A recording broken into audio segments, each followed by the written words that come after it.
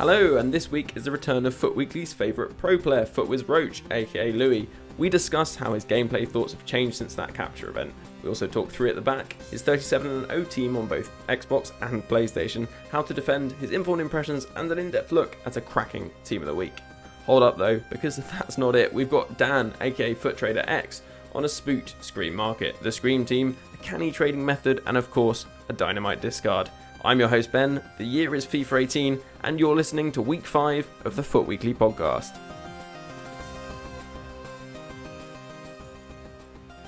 Hey Louis, welcome back to the podcast. How you doing? I'm glad to be back. It's good. It's been a while, but we're back. So I think one of the reasons we've got you on, well, obviously you're great company, of course, but the other reason is because I think you're the best player that we've had on the podcast so far. And obviously that's been proved by your weekend league performance over the last couple of weeks. Yes. But we had you on back at the capture event, and you had some interesting points on the game back then.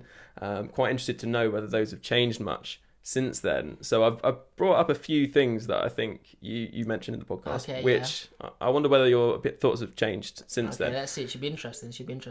So the first thing you said was about defending, and you said that at the time you thought defending was very difficult and that there was no chance you'd be going 40-0 until you really mastered it. You didn't feel like you had back at this capture event. So yeah, I'd agree with that. I think that defending is not as difficult. I still think there's times where you can really be just completely beaten by a player where they can just run past you, or they can do a couple passing plays where they completely just destabilize your defense. So I still think defending is difficult, but not as much as it was at the capture event for sure. It was incredibly hard at the capture event to defend. Maybe because we all had the top players, could have been something to do with it. We all had Ronaldos and icons. So potentially it's that. But definitely, since they've done the update just before the first weekend league, I think that the defending is definitely easier. Not too easy. It's still, you can still definitely beat people, and defending there's still a skill involved, but definitely not as much. So yeah, and the other thing I wonder about the capture event is this was obviously before keepers were patched as well, right? Yeah. So the angles you could score shots from were just insane during that capture event. So keepers, I can say for sure, without a doubt, keepers are definitely better now. Yeah. In an all-round sense, not just in. Because I know people will be listening, but they save everything in the box now. But I mean, even outside the box. Because I remember when we was at the capture event, and even when the game first came out, we all knew how good finesse shots were. You could finesse it in from outside the box, and it was like relatively easy, no matter who was in goal, So yeah, exactly, I agree. So the other thing that you said was that you thought that you could play lots of different formations in that build or in the new game anyway, and they would kind of be effective, and you could mess around with different play styles, whether it's like possession play or counter attack, etc. You thought that they'd probably all be effective in this year's game. Do you think that's the case? Yeah, I think that this game as well, and it's just like any FIFA, I don't think it's as fluid in terms of formation. I don't think you can play 6 or 7. I think there's probably 4 or 5 maybe good ones. Me personally, I'm playing 4-2-3-1 because I just like the stability of having the 2 central defenders. Like I said as well, defending still isn't that easy for me yet. So to have those 2 central defensive midfielders that are shielding my back line, I still really like that. I've played against a couple people with 3-5-2, and I've seen people do some work with that. Yeah, it's interesting. That's something I was going to talk to you about, because I was, considering using that over the weekend league. But I was going to ask you, do you think that that's an effective formation? Because I've found, as you were saying, those 2 CDMs is like really crucial. Whenever I switch to like the 4-3-2-1 or even some of the 4-3-3 variants, with one CDM, it just doesn't feel as solid. You don't feel as safe. No, you don't feel as safe. I think with the 3-5-2, what the big thing with that formation is, you've got to be, I mean, this is probably for any formation anyways, but especially on this game, you have to play almost perfect defense. If you're playing a 3-5-2, there is no, I mean, you've got the 2 central defensive midfielders, but if you lose them and you make one bad step, you mean the guys in on goal. Yeah. So what I think with there's no covering left back or right back to come around. So I think with the 3-5-2, what it needs to be very effective, and this is just my opinion, because it's not a formation that I've used a lot, I've only used it a couple of times in draft, is if you've got the top players, I'm talking your top central defenders, your top left and right midfielders, so maybe even a fullback like a Marcelo or something, if you've got the good enough players, I think it could definitely be viable, because you can definitely overwhelm someone with the left, and you've got the width and you've still got the 2 up front. So because I was saying, like, the 3-5-2, when I've switched to it, I was mentioning to you before, it's been phenomenal. Like, there's something to change to in game. And I mentioned this last week talking to Japes, but it just feels like you have options everywhere. When your opponent's playing a narrow formation, you can easily stifle their like 3 attackers, and they don't really have much going on apart from that. Normally, they tend to be quite sweaty players who just want to focus their attack around the 3 attackers. So your centre backs and CDMs can just like take them out of the game, and then you've got loads of attacking players to sort of work the ball around. I feel like if I was a better defender, maybe it would be a formation that I'd use all the time. You've got to really be confident in your defending. Yeah, exactly. That's the thing, because I can switch to it because I'm going to attack, and I'm down a goal. Behind in the game. So you're not going to do as much defending, so it's fine. And ultimately, you're less worried about conceding because you need to score. Yeah, you're trying to go almost all and so maybe you're right. Such, if I started with that, maybe it wouldn't be nearly as effective. Well, I think as well. I think I might have said it at the coach event. I'm not exactly sure, but I think that I say about counter picking someone. You know, I think I mentioned that when I think I said to you, someone was playing 4-4-2, and then I put an extra. I went 4-3-1-2, and it just completely changed the game for me. So I think that's still something that people should be aiming to do. Maybe if you see a guy in a formation like we said about, if someone's in a 3-5-2, maybe you go a 4-3-3 and try and really drag those. I mean, that is like the really bad thing about that's 3-5-2, a super isn't it? counter. The width. Yeah, and that's what I think. That's what I'm saying to you. If you've got a left and right midfielder who are competent, they haven't got to necessarily be like a shooter, but they've got to be competent at defending. To maybe a fullback or a kind of like a. I'm trying to think who'd be an option like a. I remember Asamoah, I think last year was like a left mid who had like a high and had like a bit of defending. I think that would probably be crucial as well to the success of that formation. Point. I think it's tricky at this stage. Maybe we'll get a few interesting position changes, which in informs, which help that out. Yeah. Because at this stage, it's hard to find, especially for like okay price if you're not like straight away super rich like yourself, because you've won every game. Since the beginning of the game, but spent some money as well. And obviously you got your sort of partnership and stuff, so that's understandable. But for your your average player. It's going to be tricky to get a good enough player that you can play off chem that's still going to do the job. Maybe if you want to put right off chem, or I think any person that even springs to mind who would be on like full chemistry would be Cuadrado. But I don't even believe that he's got medium high work. The thing is, it's really interesting. Like, it's funny we're having the whole conversation about this formation because I've been thinking about it a lot over the last week. The problem is that hardly any of like those kind of right mid types who have good enough defensive stats, but they also need stamina as well. And Cuadrado doesn't have good stamina, so you can't really play him for the whole game. You might only get one good half out of him. Another interesting thing, if people are playing the 3-5-2, I noticed, is actually you don't want to set your right mid and left mid on come back to defend, because it actually just restricts the like attacking potential. You almost lose the width. You lose the width that you're trying to get. Because they try and tuck in, especially if you've got your team width on like quite narrow. They just tend to tuck in, and then you can't actually. You've got like 5 at the back. Almost. Yeah, you've only got 5 at the back without the outlet and defensive abilities on your right and left back. So it's kind of like it's really you're like completely like destroying the formation. But I do feel like at some point it's going to be effective. But I think, as you say, it might be when we get those really, really top centre. I think what it is as well. I think a lot of people are using it because in real life football, we're seeing a lot of managers using it. It's one of the things where if anyone's like me, they'll watch football and be like, Pep's done this, and I want to give that a try. Like I remember at the capture event, I was obsessed with that 4-1-4-1 formation. I was like, this is what Pep plays. I'm a big fan of him. I want to see if I can do it. I'd literally have the striker at like a false 9. He'd come back and I'd pass it around a little bit. But obviously, like I said, the games change, and it gets to a point where is this going to be viable for 40 games, considering that's how many games I've got to play on the weekend? So we're kind of saying like there are many ways to play in different formations, but I mean at the top level, like the pros that are they using different formations? Or are they just using the 4-2-3-1? So from the pros that I've spoken to, a lot of them are playing the 4-2-3-1, like the same thing as me. Because the thing is with the 4-2-3-1 is not only is it really good defensively, if you have, again, I think the big thing we're going to be saying here a lot is if you have the top tier players, if you get fortunate enough to have those players, they just make a huge difference. If you put I'm trying to think like a really cheap striker, like an Antonio up front in a 4-2-3-1, he is just not going to do the same kind of thing that a Lewandowski or a Bale off cam or one. So that's the thing with the 4-2-3-1. It's such a good formation, especially if you have the top players. You can really do the counter ability on that. The fact that you've got those 3 attacking fielders, the 2 that can go wide. It's just. And I guess you're changing formation. Yeah, of course. And that's really annoying. I hate that we have to do that. I should be able to play anyone anywhere. I know it's interesting, but like it was probably where we differ. Like I'm not. I don't really like that. I think that part of the creativity of the game is the chemistry system. Of course. I understand that like pro players, it's all about playing the game. The best out of the players. I think for a lot of people, like there's a nice like satisfaction to like. Of course, putting a nice team together and stuff, like making sure you've you get in some players on full chem that like other people maybe wouldn't have thought of like putting together and things like that. Like there is that attraction to the mode, which I think has to always be there. Otherwise, there's going to be. I definitely am one that I try my best to get everyone on chem. because obviously it is a It's pain a having to pause the disadvantage, isn't it, game, as well? change it. Yeah, because if they're not on full chem, they're not going to be getting as much of a boost. Yeah. And I try, to get everyone on the pitch as much as I can. But there's certain players who, like, if you've got a Gareth Bale or something, you need a Real Madrid link, and it's. But maybe I've got Gareth Bale, but I mean, let's say someone packs a Gareth Bale. How are you getting him in a team when you've literally just got the game or something? It's one of them ones. Yeah, I know. Yeah, it's quite interesting.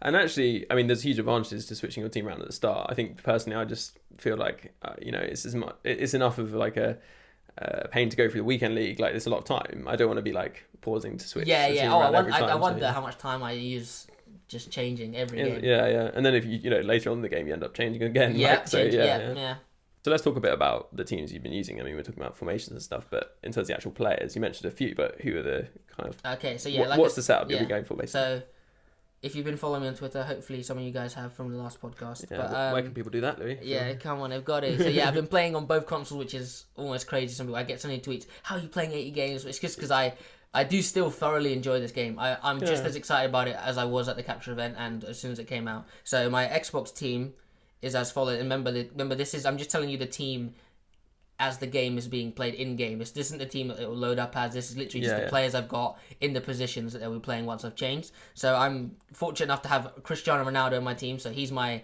main striker in a 4-2-3-1. And I'm playing the narrow one. So this is the one with the cams, not the left and right midfielder. So I'm playing, like I said, Ronaldo up front. I've got Gareth Bale as the middle cam. Because he's just, I don't know, he's just a super special player on this game. He feels really agile this year, which is something that he didn't feel last year. Do you need to boost his passing, you find? Or? Yeah, I use Architect on all of my attacking. That's interesting, because that's a chemistry style that I've like given a shout out in a previous podcast, because it is a really effective chemistry style with massive boost on strength, isn't it? Yeah, massive and passing. Like, literally, obviously, it's mainly a passing chemistry style, but it's the fact that it gives 15 on strength is, especially for someone like Gareth Bale, he doesn't need any more pace. He's quick enough. He must have like in the 90s strength, right? Yeah, I believe he does. So that's my striker. Striker Ronaldo. Bale is the middle cam. We've got Martial, who should be a cheap player at 82 rated, but he's like 80,000 on Xbox and like 90,000 on Play, so he's not necessarily a cheap player, but again, very, very good player. He's got everything you want. He's quite tall, very fast, got the skills. He's very good. And then an interesting pick, if anyone's been following me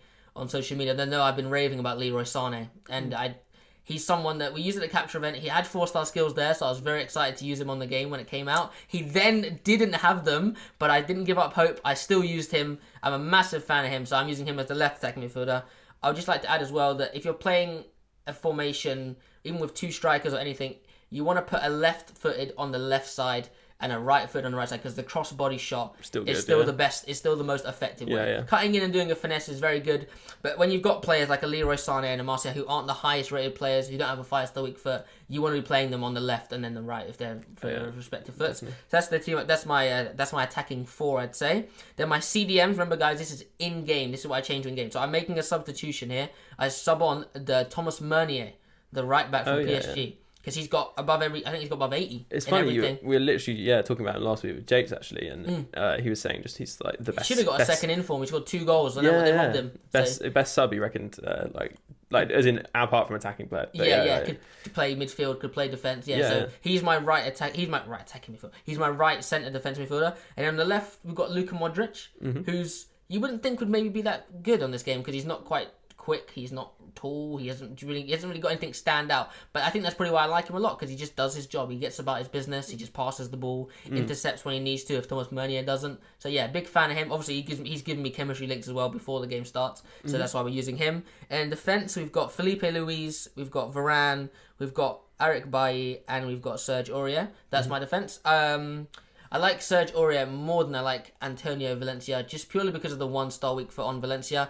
It's probably not going to affect him most of the time, but there will be that one moment in Weekend League or a match where he'll need to use that 1-star weak foot he's got, so we're not really a fan of him. Yeah, I get that. In terms of that, because it could be a problem, so why not just try and cut it out if we can. I didn't speak a lot about Felipe Luis. I'm still using him. I've only recently got him, so I'm not going to give too much about him. He seems okay. I couldn't actually, because I bought Ronaldo, I couldn't actually afford to get Marcelo or anyone like that. So I had to play it semi-cheap for that. But seems like a good player then. Yeah, he seems okay. But Varane and Bailly can fully recommend them. They're great. Bailly is crazy. Yeah. He just seems to push everyone off the ball. He's one of them ones where I almost started using him because I was like, he's destroying me. I need to get him in my team.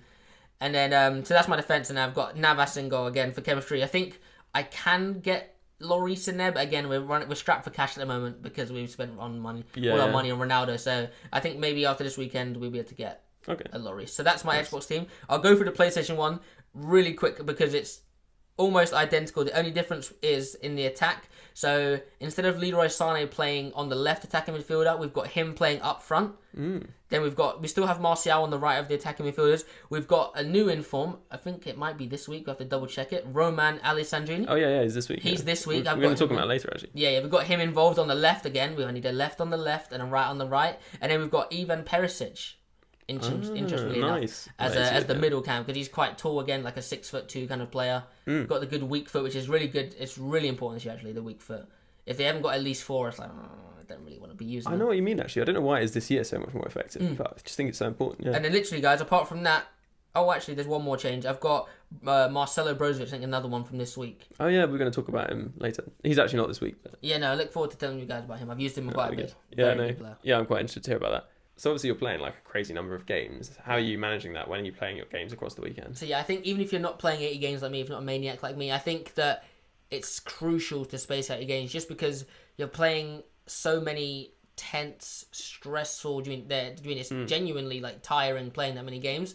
So I think it's very important you space them out. But the way I'm doing it is I usually play during the morning from 10 a.m. to onwards to about 3-4 p.m. because as I feel then we're hitting the peak time. And the servers are maybe not holding up. They're not as good as what they were in the morning. Yeah. So that's what I do on the on both consoles. I usually play.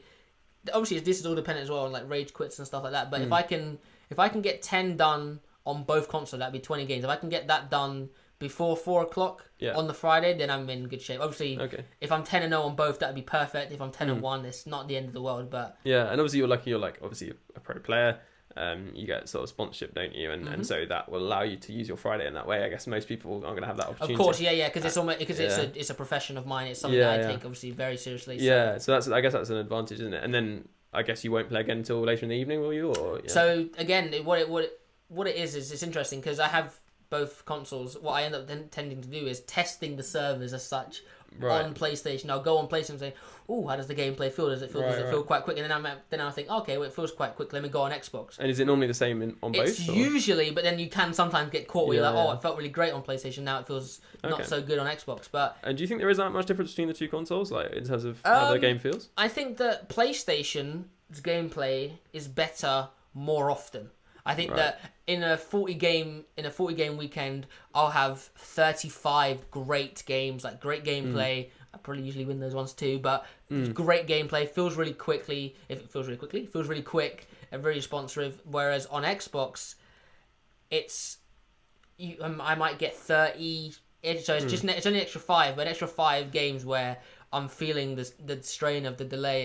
It really does take a toll on me. So this is interesting because actually back in, I think past FIFA when Xbox 360 was sort of the console of choice, and I had an overlap game, I think, when I switched between the two to Xbox. And in that year, I noticed that playing on PlayStation was significantly more laggy than playing on Xbox. Back then, you obviously didn't have to play for online on PlayStation, which is one of the reasons people thought that. But actually, I wonder whether it was just because there were so many more players on Xbox that it meant that the matchmaking was much smoother because it can pick someone with a better connection. You can find someone actually local to you as opposed to on, and I wonder whether that's the case now because obviously PlayStation is the console with so many more transfers on the market, right? Yeah, it's a couple million. Yeah, it's crazy. I mean, and then Xbox is sometimes even like a fourth of that or something. I mean, that's they're posting better numbers in terms of the 40 to 40. There has been a bit of a glitch going around, but we won't discuss it. I think they've actually ironed it out now, so we should be all good to go. Hopefully we'll be fine this weekend. Yeah, hopefully so. We're aiming for top 100 on both again this weekend. Great. So. And so where can people find you if they want to watch your weekend league trials and tribulations? I don't know if I'll be streaming the Xbox this weekend because last weekend it seemed as though it was more delayed, so I probably will hold off on the Xbox weekend. But you will be able to see a vast majority of my PlayStation games this weekend, and it's where you can find me. It's the same for everything. It's Rxache, so it's Rxache. So if you look at Twitter, Twitch, any all of the social media sites, they'll all be. If you want to Instagram, you want to see my dog. Honestly, all of them. That's what you're looking for. So fantastic. And are you going to be playing both consoles? I mean, it sounds like a crazy commitment to do it every week, but are you going to carry that on when you're going into competitive weeks next? So next month? I believe in November. Yes, I think I've got this next weekend and then one more weekend where it's not qualifying. I've just at the end of the day, really this depends on how I feel. If I play my games earlier on Xbox, obviously because it's a qualifying, all the skill points and stuff matter. So I think it just depends on how quickly I finish my Xbox games. And just how I feel, because the PS4 account essentially is literally just for my streaming. I'm doing the Twitch streaming now, so it's more just about just playing it on there, having fun, and just enjoying it. So I guess it really just depends on how my Xbox weekend goes. And I guess it's nice to with your Twitch streamers to show them a team which maybe they could afford rather than a team like Ronaldo and co. It's a team that I've literally spent £8 on. I spent £8 on PlayStation to get that team. So yeah, that's really good. Let's move on to talking about some tips for our listeners, because I know you'll have a few for them. One of the things you said back in the capture event is it's so important when you're defending to keep one step ahead. Make sure you're able to predict what your opponent's going to do, because reading the game is obviously going to be crucial because the AI is not doing it for you. Yes. So I think that still holds true. I still believe that you want to be trying to anticipate their next pass so you can get the player in the right position. I still think that holds true. You maybe don't need to be as aggressive as what you probably needed to be at the capture event or when the game first came out. I think it's changed slightly, so you don't have to be as aggressive, but you still should be aiming to get the ball, trying to get ahead of the player as opposed to just waiting for the guy to run into your centre defensive midfielder who you're controlling. I think that you want to be trying to anticipate what the guy's going to do, because I still feel, even though they've changed the game slightly, you can still be opened up very quickly. It just takes one player to be in the wrong position and you can be scored on. So I think the best tip I can give you is to, while you're playing a match, to work out the patterns of the opponent. What is he trying to do? Is he trying to go down the line? Is he trying to go down the middle? How much is he dribbling? All those things. This is the thing with FIFA in terms of tips. It's never just going to be one tip that will get you success. It's always going to be a multiple thing. It's going to be, maybe I'll try this game, I'll do that this game, and just on the fly working out what's happening in the game. If you just play the game blindly and just doing, obviously if you're a casual player, just have fun, enjoy it. But if you're trying to improve, you definitely need to be analysing the game as it's going. Yeah.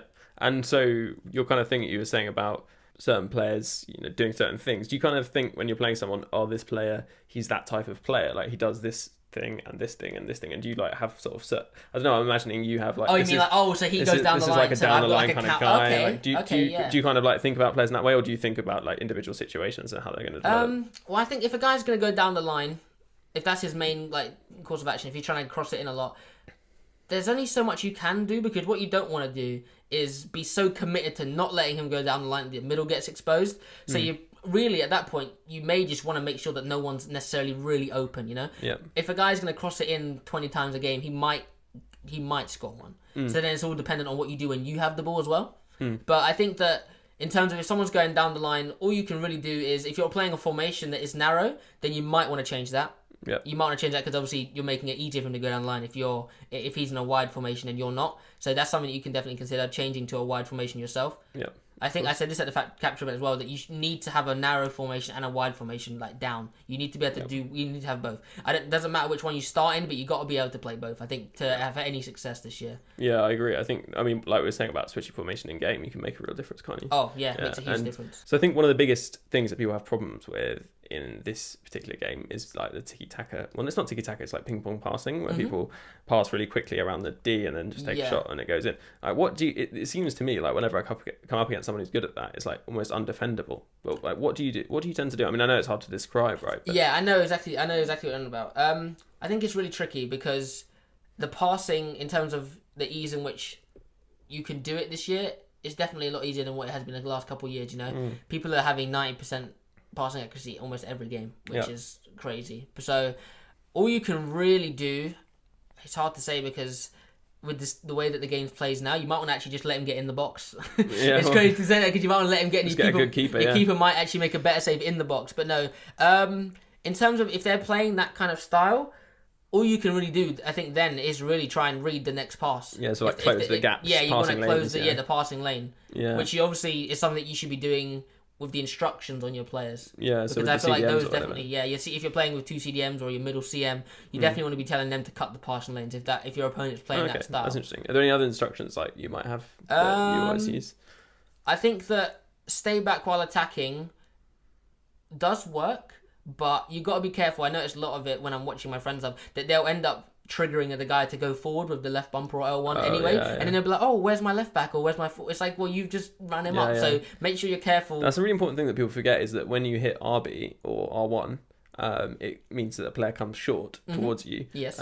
Whichever way you're facing, directing the analog stick, right? Yeah. And then if you do the other LB or yeah, L1, they they go make forward. a run. Yeah, So yeah. it's really tricky, because obviously if you tap it, you're trying to dribble, and then you accidentally tap it rather than and then the guy's holding gone it, forward, then a player goes forward. So it's, when you're doing your sort of dribbling with the L1, or you're doing no touch, you've got to make sure you actually like hold it for a bit rather than just I'd say a safe bet, probably don't do no touch dribbling with your fullbacks or like defensive players. Then you're in a good spot. Wait till you're in a wait till you've position, got like an attacking midfielder or something. But no, in terms of like instructions on players, I definitely think they do work this year a lot more than they did last year. I definitely agree, and we were again saying that last week. Like it makes a huge difference, and I think it's great because like you can make little tweaks in game, and they'll make a bit of a difference. Like you can tell your left back and right back to stay back, or you can get them to overlap if you see some space. Like it's really good. I think they definitely work a lot more than last year. I'm noticing that when I'm telling my players to stay central, they're staying central. When I'm telling them to, obviously I'm playing with 3 attacking midfielders,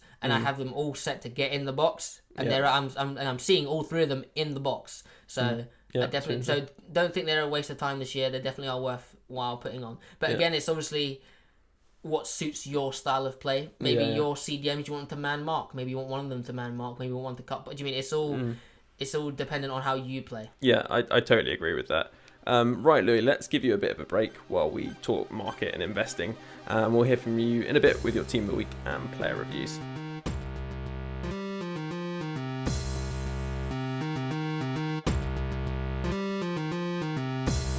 Now we've got a very special guest. We've got Dan, aka FUT Trader X, joining us for the first time ever, which is a surprise because I think you, Dan, have been listening since the very early stages. I have indeed, right? Long time listener, first time caller. I've listened to it from the beginning, really. Just our working schedules never seem to meet up. It's great to have you on. Obviously, grown quite a following on Twitter over that time for your FUT trading tips, so it'll be great to get some of those today. I think probably the first thing to ask you, as we often do with our trading experts, is what do you think of the market over the past week? It's been a bit of a crazy week. What's kind of happened, and what should people take note of? Yeah, so it's been a bit of a dip recently. Combination of 2 things, I'd say. So it was a mixture of the influencers, such as you got your Basons and your Nepos and your Matt. HD Gamer talking about Team of the Year drop, which actually EA came out today as a recording and stated it will not be in October.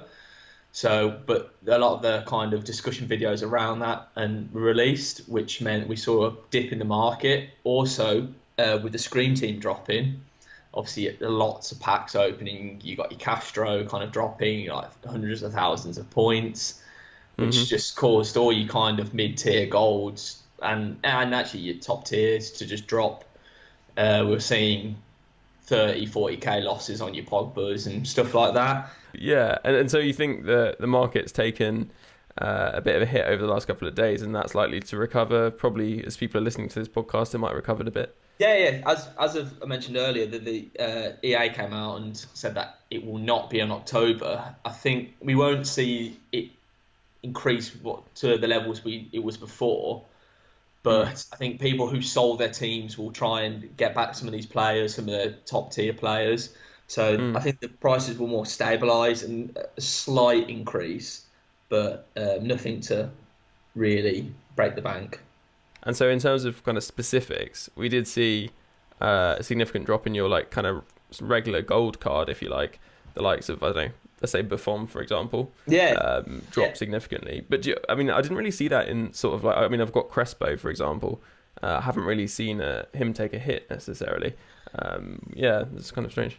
Yeah, so sometimes the icons always, because they're a kind of market within themselves, they sometimes don't get affected by the general market trends because they're so special.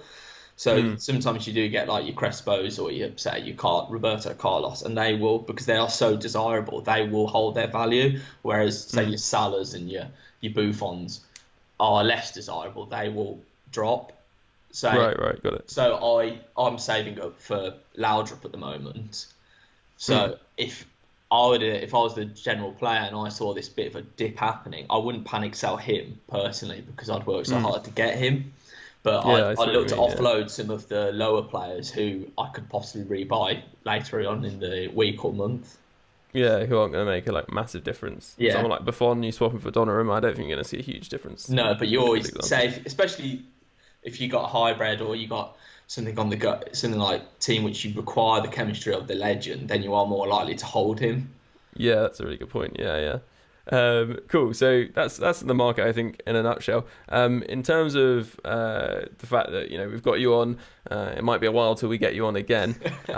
So it's probably a good idea for you to give us a sort of trading method for all seasons, if you like. What kind of things have you been doing, which people can do themselves? So what I've been doing, and pretty consistently from when the web app was released, was buying and selling, just trading silver cards which are required for the League SBCs.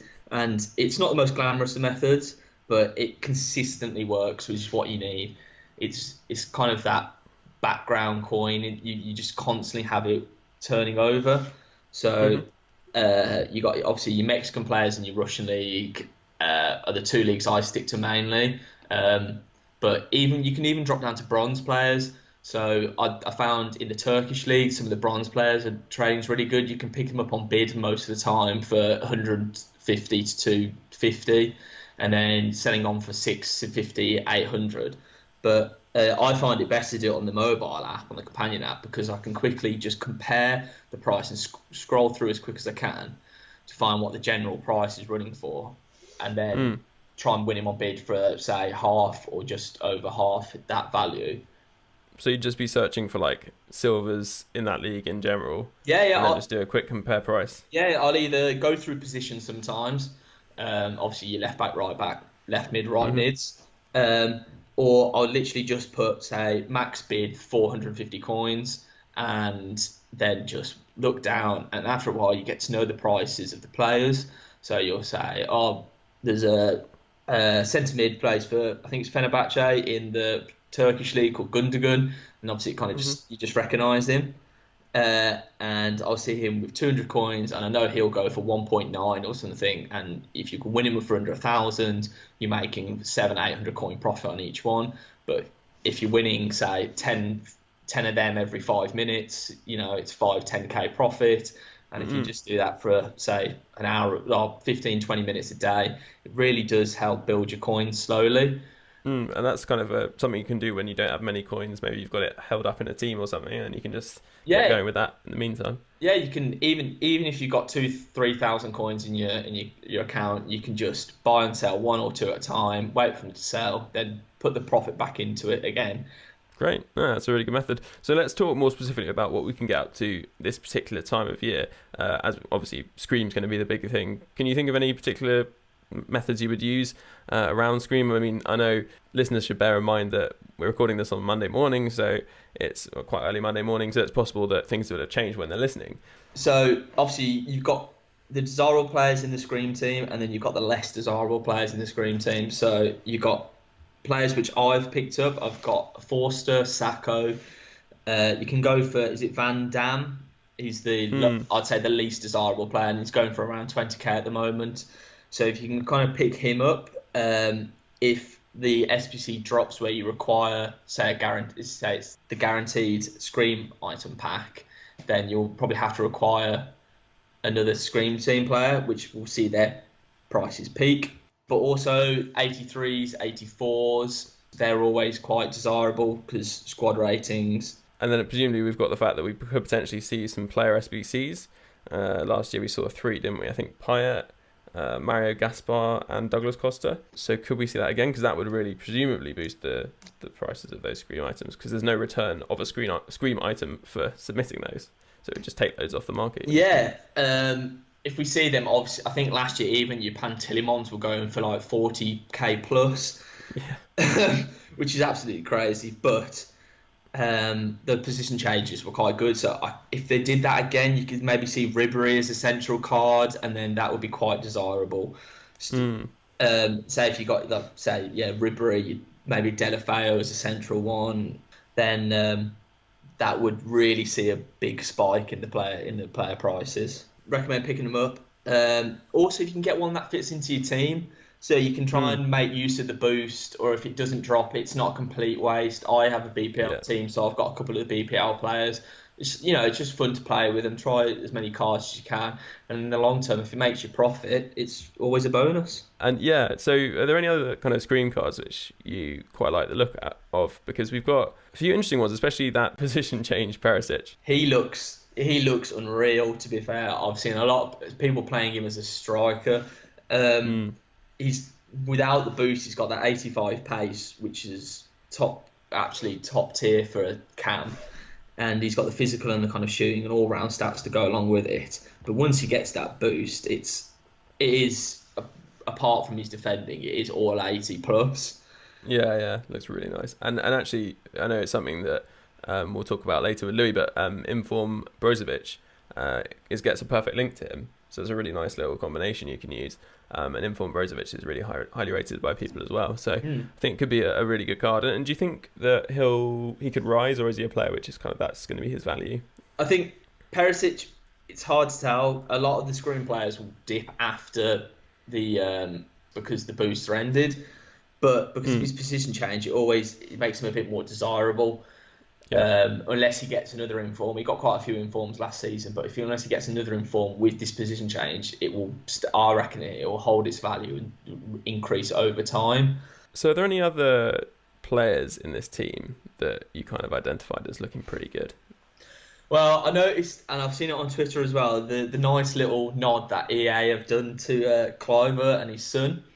So his boosted stats on the Ajax player, so his son, have the same stats as his baby icon card, even down to the defending. They've just matched it perfectly. So he's 86, 87 pace.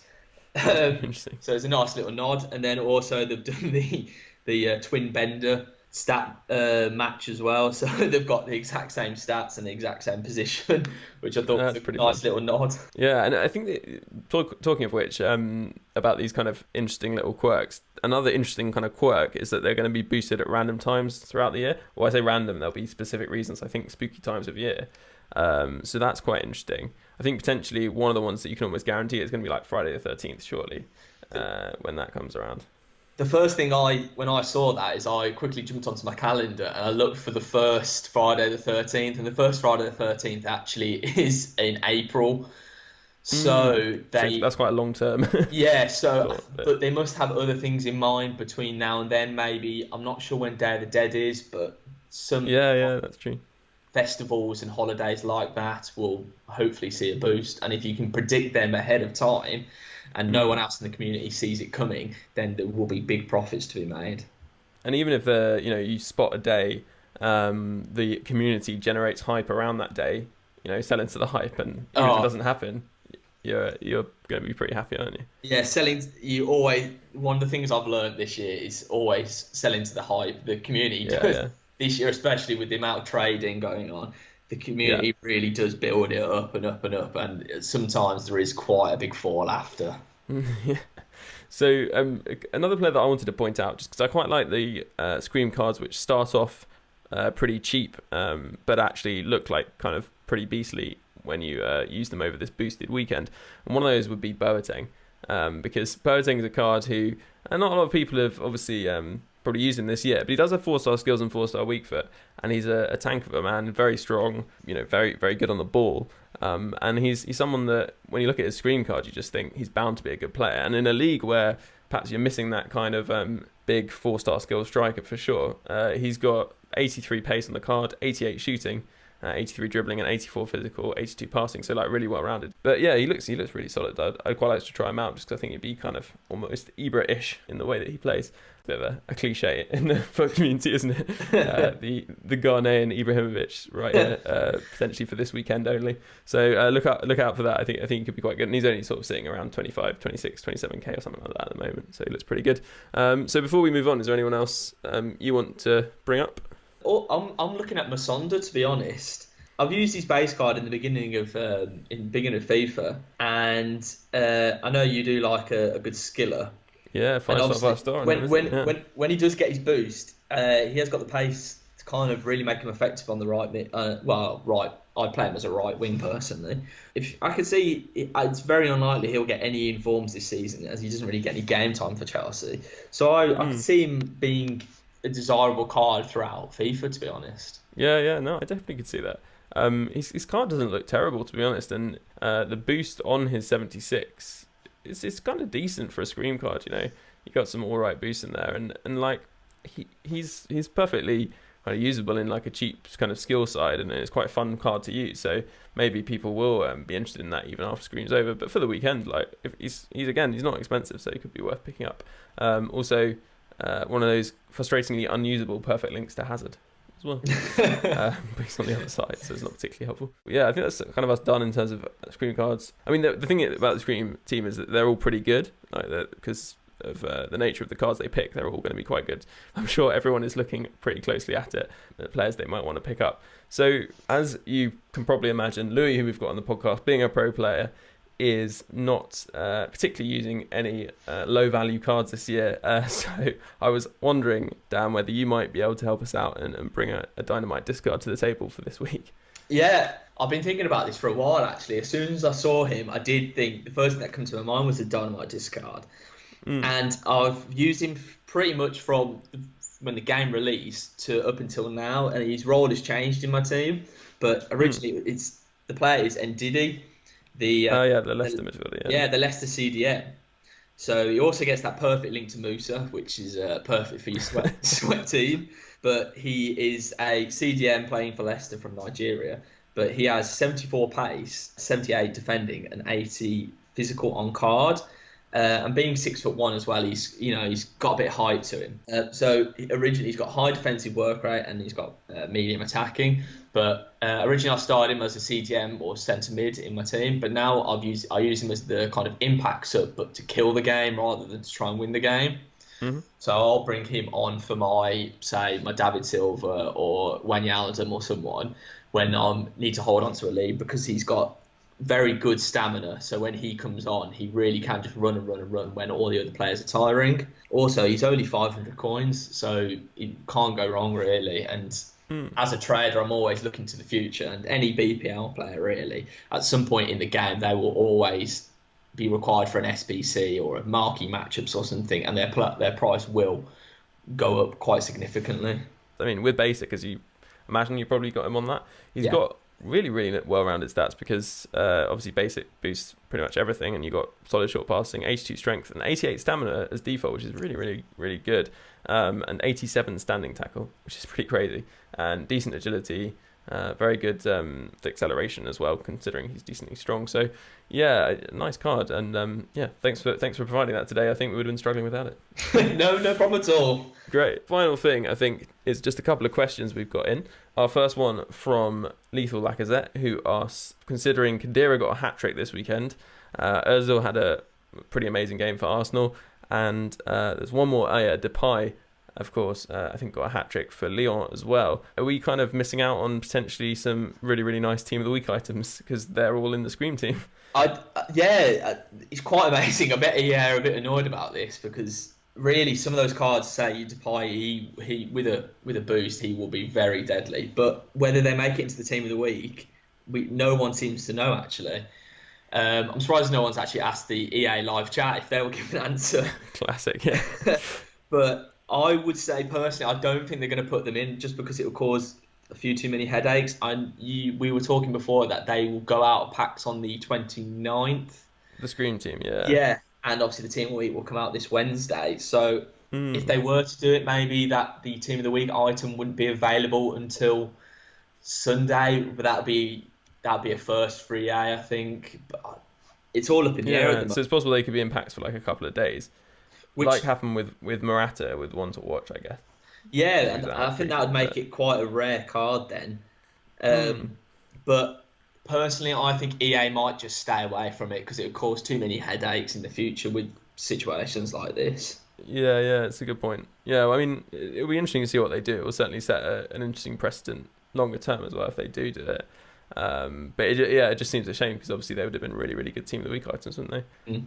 So it seems like Scream Team players tend to perform well, which is worth noting. It's a bit of a shame they didn't make Lindelof a Scream item. Would have made me better.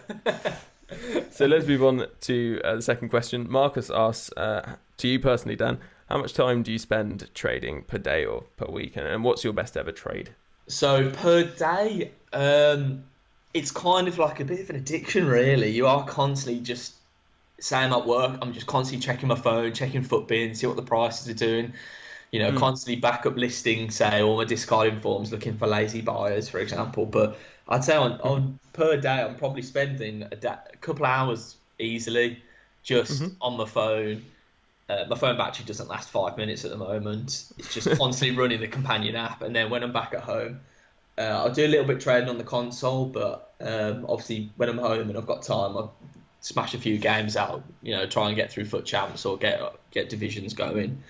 But I'd say this year, I've probably spent about half the time I've spent playing, I've also spent trading.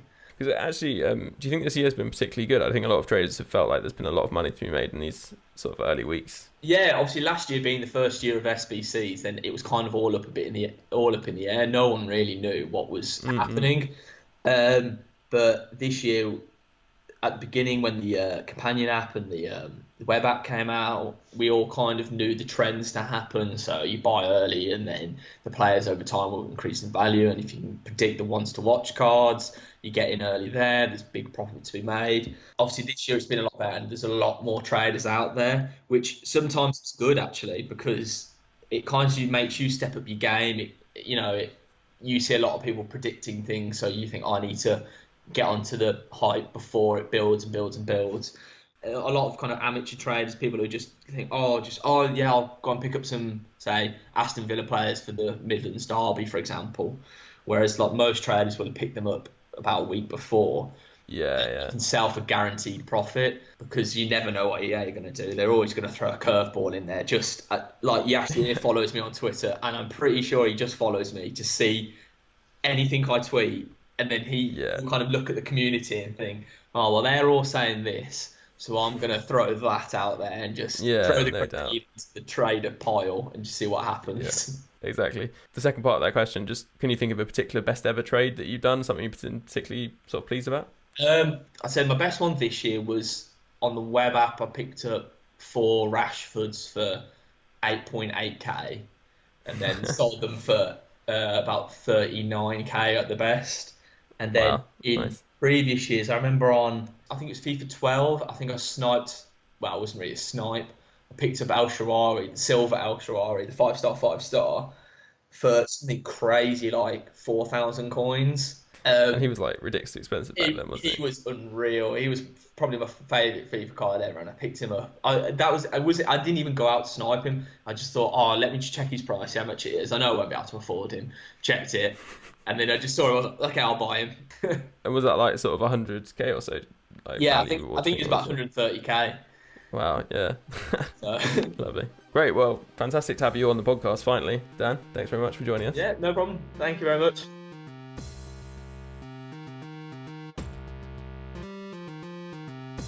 So, welcome back after the break. Louis, did you enjoy your break? Yeah, it was good. Yeah, nice little chat. Yeah, little refreshment. Nice. So let's get into the team of the week. It's a pretty good one, isn't it? Do you think it's one of the better ones? I think it's the best so far. It's got the most amount of playable players. Players that you're like, okay, I've packed him. We'll give him a try. I think this is the best for that. Yeah, I can agree with you. I think the top players. It's interesting because there aren't the crazy ratings. You know, there isn't a lot of high rated players. But lots of like really good players like Thiago. Obviously the midfielder for Bayern Munich looks very good with the 5-star skills. Maybe doesn't fit into like the meta of this FIFA, right? But he still looks good. And then Icardi maybe similar, very very good. And 3-star skills this year, which is a big bonus for me. Yes, that's good. That's good.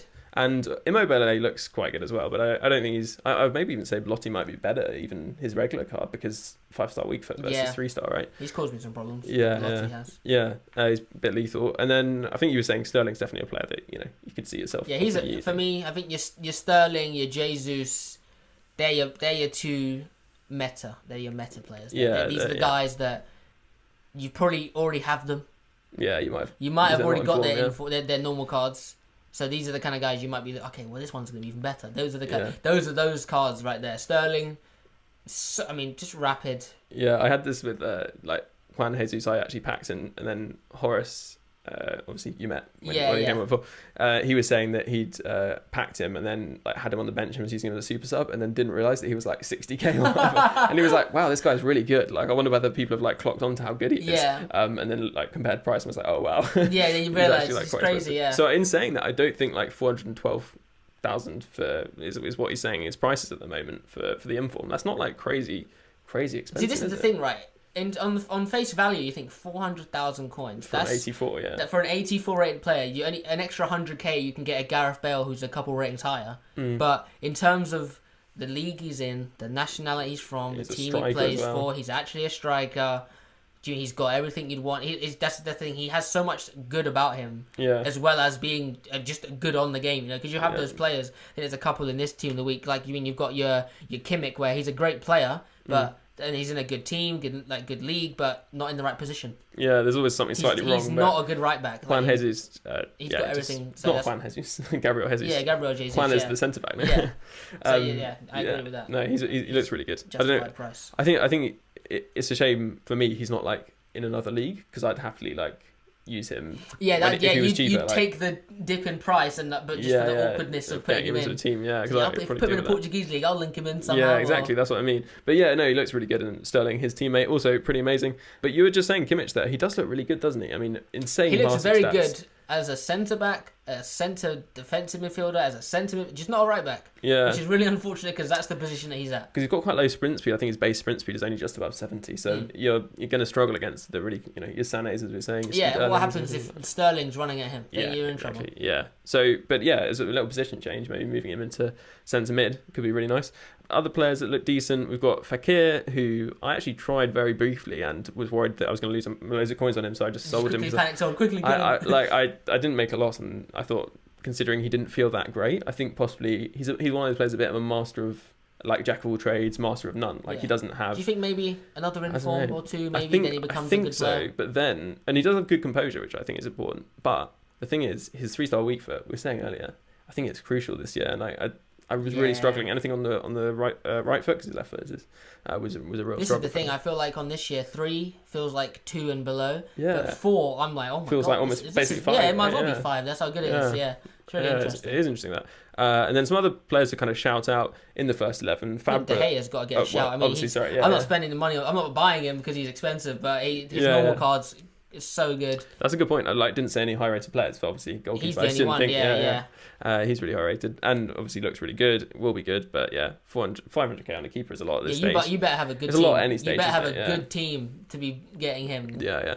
I mean, you think his team of the season last year was like way cheaper than that, I think. Yeah. By the end, or maybe pretty similar. Fabra, the left back, is Colombian, so he's not going to get used much. But that being said, he looks like a really good card. High-low work rates though from the left back is not really.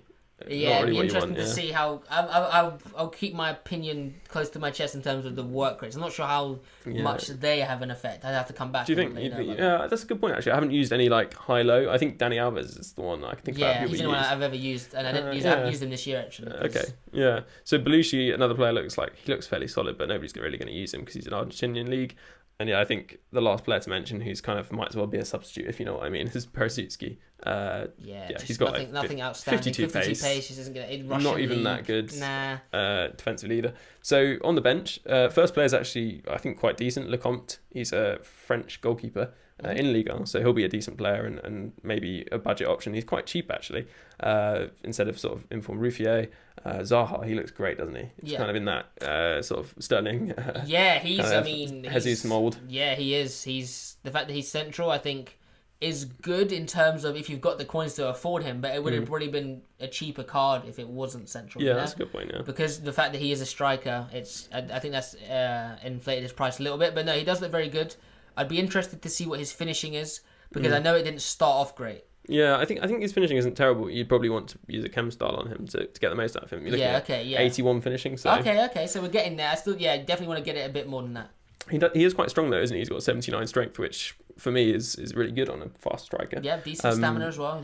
He does look very good. But then we're talking about that 3-star weak foot again, so that's the only problem with him. See, the thing is with him, he's 118k, but Gabriel Jesus normal card is cheaper than that, and I'd still rather have him. Yeah, that's a really good point. Because his links are still better. Doing Crystal Palace and Ivory Coast, I mean, there's no your links there, just they aren't. Yeah, that's a good point. And the only thing I'd say in defence of that is maybe for people looking after their coins, maybe an inform would be a better way to go. You know, yes, that is true. That Jesus may drop over time. Eventually, right? the hype will drop on him, unfortunately. Yeah. And other players, Aspas, he looks pretty phenomenal actually, stats wise. Really good dribbling, really good shooting, but just lacks that physical. He doesn't have any strength or stamina. So. No, and again, if you're like us, me and you, we like our skills. So exactly. 4 is almost like a requirement. Yeah, I think special case for me. Leroy Sané is the only special case, but everyone else we've got to have it.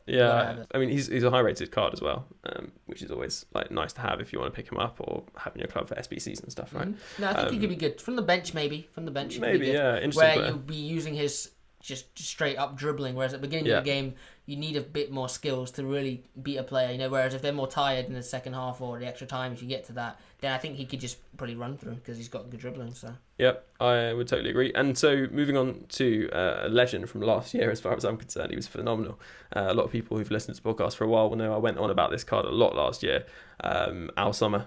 I mean, he's a monster. Night Al Sommer. Yeah, that's the guy right there. He's so good. He was really good last year, but the only thing is he's taken a bit of a hit in terms of his agility, dribbling, things like that. So his base card wasn't quite there. Okay, yeah. So I think this inform, until he gets a couple more, maybe even a team of the season, you're not going to really get the most out of him. The agility is and important. So hard to get into a team. I mean, you're basically looking at a legend team to get anything competitive going. I'd have to. Yeah, he's a sub on. He's a sub on kind of guy. Exactly. And I don't know whether those kind of players are that effective off the bench. Really, that's not the kind of player you tell sub on. I feel as though the lower rated players need the chemistry boost. You know, like exactly. When I'm subbing on like a Sané, I mean, he's not like super high rated, but he's got ridiculous pace. He's just so quick already. I don't think we've been missing out on much. So Elizondo looks alright. Actually, he's another player that and this team is full of like players that look decent, and he's decent, but he's just a bit short and a bit weak. Bit lacking in the air, so I probably wouldn't use him. Pereiro, quite an interesting card. I think you were saying to me during our break that you had sort of used him and he had 4-star skills. Yeah. I think it might have been. I don't think I used him much last year. The year before, I believe he was a silver and he had 4-star skills. Right. And he was a right winger, and he was on the. So he was a right winger, and he could shoot, cut inside on his left. Nice. And I enjoyed him a lot because I love the idea of having like a tall winger because it just seems like there was. Like you can just bully them because they might be quicker, but they can't. Once you pass them, you pass them. So yeah, I had a bit of use of him a couple years back. I'd be interested to try that card, but I can see now he hasn't got 4-star skills. No, he's got 3 and 2-star weak foot. That's disappointing. Yeah, if you got to have at least 4-star skills if you got 2-star weak foot. I mean. That's difficult. And I mean, his stats look okay, but again, difficult, awkward league. You got a Calcio Serie A goalkeeper in Rxache, I want to say, and he looks decent, but he's an 80 rated keeper, so maybe one more inform and he'd be quite a nice player. He's got decent height on him. No, he doesn't. He's 6'1", so he's not even that tall. He's not even that tall. We'll skip him unless you're using a Lazio centre back and you need him. Just avoid. And even then, like he might be a bit suspect. And then you got 2 English players. You got Berry, Borthroyd, who aren't really worth mentioning. To be honest, they're very low rated. Harsh. I'm a harsh critic. Yeah. And then you got 2 Germans as well. In fact, this Michel guy. We talked about this guy called Big Alka, who has 4-star skills, 4-star weak foot. He's actually in the same league in the 3rd tier of the third tier. We've got the 3rd tier. I didn't even know we had the 3rd tier of Bundesliga. We do, and there's been some decent informs coming out of it. So that card looks okay, and maybe if you fancied linking him up with that other guy, the 4-star guy, who had ridiculous 99 balance and agility actually. Oh wow! Could actually be an interesting option, but again, a bit of a hipster pick, and maybe one you're not gonna really kind of. You're not using him in FUT Champs. Yeah, that's what I'm saying. I'm having fun in divisions or something. And another guy whose pronunciation I'll definitely butcher is Duksh or something. He's Duck. We call him the Duck. Yeah, the Duck would be quite a good name for him, I think. See, if he was a really lethal player, you could just put that as your squad name. Yeah. Strikes again. And maybe you should put him on your teams and just sub him out after, just for the bands. Yeah. So he's just a terrible player. He's one you're just discarding him. Yeah. Unfortunately. So that's a pretty comprehensive run through the team of the week. We've done that pretty well. Yeah. Got every player in there, and there's one player people who are very, very attentive may have noticed we've missed, and that is Romain Alessandrini. Because I'm going to talk about him very briefly, and actually you've used him as well a lot. So, So we're good. We're experts on Alessandrini now. I mean, the first thing to say about him is what a player he is to sort of have on the ball. He feels really good, doesn't he? Yeah. Do you know what he feels like to me? He feels similar to an Antoine Griezmann. Yeah. He has got that kind of thing to him. Yeah. I think that's what he feels like to me. He's got a deadly left foot. He's got 4-star weak foot as well, though, doesn't he? Yeah. So he's got that on, but he's got that. he's got the 4-star weak foot, which is obviously better. But then what he then doesn't have in terms of what Griezmann has, I'm not saying it's like a direct comparison, but just what he reminded me of is the fact that he isn't central. So so you lose a little bit there in terms of links. I think if he was a striker, it would have been a lot easier to get him in teams. But if you can get him into a team, which I would recommend trying to get him in. Yeah, he's like you said, really on the ball, fantastic. Really enjoying him. And so what I've done myself is playing him at sort of a right wing or right forward position. Is put sniper on him. And he's just a really, really effective finisher then, because he's got this 4-star weak foot, which is decent. He's left-footed, but he's got 97 finishing with the plus 15 boost, 91 positioning, which is obviously very good. He's already got 91 shot power, and sniper doesn't boost shot power, so you're perfect in that sense. You're doing all right there. 95 volleys, 97 penalties, and then the dribbling is where he stands out. This is like something that Messi may not even have at this stage. Season card stats we're talking about here. 99 agility, 99 balance, 97 ball control. 97 dribbling, 87 ball control, and 88 reactions. That is a lovely, lovely set of stats on any card. And then actually, he doesn't feel too weak. Like he's not strong, but he doesn't feel terribly weak. Yeah. He's got 67 strength, but he has a bit about him in the game. I think it's that balance. So what's interesting is you're using him with a sniper, whereas I'm using it with a architect with the strength, because I'm playing him as a left attacking midfielder, so I don't necessarily need the finishing as much. Okay, so you've got ridiculous strength. I'm getting some good strength on him. And obviously really good passing. I guess you're looking at 82 strength or something. Yeah, something like that. Yeah, so that's really good. And the thing to note as well, he's got flair, long shot taker, speed dribbler, technical dribbler. So that's probably why he feels so good on the ball. He's got it all. Definitely someone you want to look at. And he's not terribly difficult to link up because he's French. A lot of people overlook him because he's obviously MLS, but there are some decent players in that league as well. Giovinco for me has been really good, and obviously the fact he's French means he should be fairly easy to link up. So I'd recommend picking him up. He's only 30k or something, so really good. For those stats, bargain. Yeah, great. So that's my informed impression. I think Louis, you've got your own. So I've got Brozovic. So he was a couple weeks ago, I believe, team of week 3. Yeah. So he's been out for a little bit of time. I've only recently picked up. I think I've played maybe 10, 15 games with him. Mm-hmm. So not a lot of games, but he's definitely left a big impression on me. I'm using him on my PlayStation 4 account. So I'm using him as well with his Croatian teammate Modric, I think. Yeah. So I'm using those two. So you think they both got high medium. So you might think, oh, we're lacking a bit defensively there, but it seems as though they just work in a tandem together. They seem to push up together and then go back together. So it seems to be really quite good. He's one of them players where if you just look at his base stats, you think, okay, well, he's got decent everything. But then once you apply a chemistry style, which I believe I put Shadow on him, because I want him, he's obviously a bit more defensive-minded than Modric. He just becomes this excellent just interceptor of the ball, he's already a great long shot taker as it is. That stand tackle was crazy. 93 on a guy who on the sort of face of it doesn't seem like that defensive player. This is why it's so important to look up the stats on it's almost imperative to be looking up the stats in game and what you're actually dealing with, because the cards, I always say the card stats don't mean anything. They honestly don't. It really annoys me at the beginning of the game when people are like, oh, this player doesn't have it, but the in-game stats are what actually makes up the base card stat. It's what makes and breaks a player. You might think, oh, this guy looks good, and then you lose him and you use him and you're like, oh, he's disappointing. Do you mean a Roman Alessandrini, like we just spoke about, his stats on the card look great, but then you look in game and they're even better than what you even expected. So with Brozovic, I have everything but good things to say. I think the only thing that might make him better, and it's something that I can't even change necessarily except for doing instructions, is if he had a medium or a medium high. I think then you're talking about a really solid choice at CDM. And I guess he's not the strongest, is he? Maybe that's not something you've noticed necessarily, but his aggression's 70 and his strength is 64. But do you find that a bit? That's interesting you mentioned that, because I've got essentially I haven't really got a strong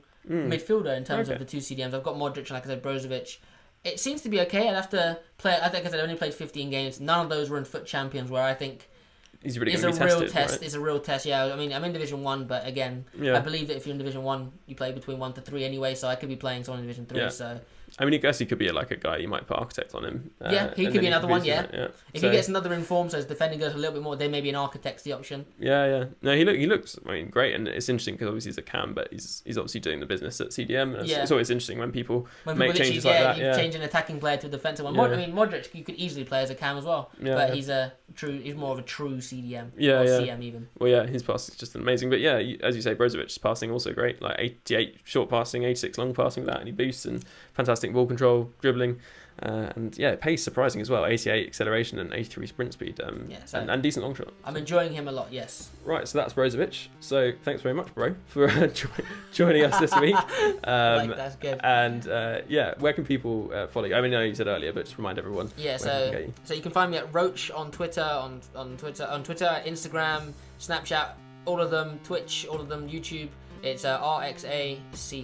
That's where you'll find. Fantastic. Well, thanks very much for joining us. It's been a pleasure, and I hope you enjoyed it. And we'll look forward to hearing from you soon, hopefully. Yeah, I'll come on again shortly, I'm sure. That might be the end of the podcast, but the discussion doesn't end there. We want to hear your thoughts on FUT 18. Drop us a tweet at FUTWeeklyPod or email futweekly@mail.com. If you haven't subscribed already, you can do so through a whole range of options by going to futweeklypodcast.com/subscribe, or just search FUT Weekly through your podcast provider of choice.